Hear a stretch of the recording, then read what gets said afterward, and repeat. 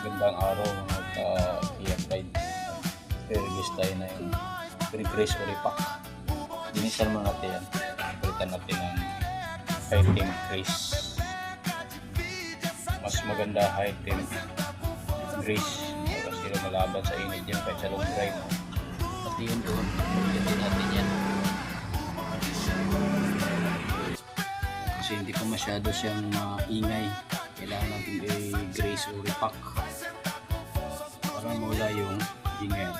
Tumagal pa yung bearing na yan.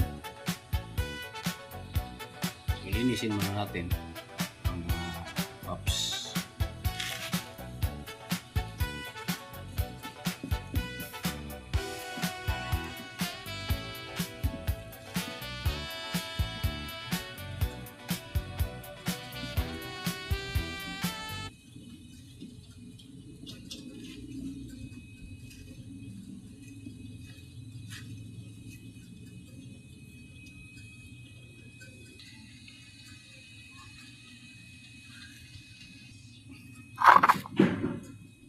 Bea, Bea, Bea.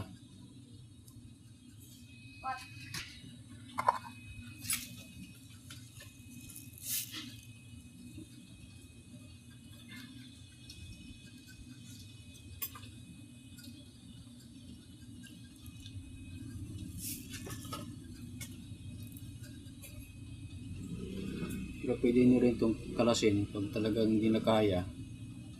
Kakalasin nyo yan. Pwede nyo ipa-pressed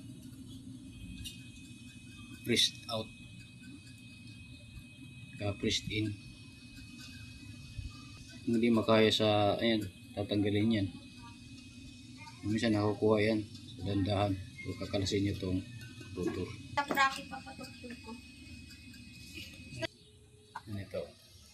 Ito yung outer bearing. Linisin lang yan. Saka ito, lilinisin yan. Pati itong gilid na to.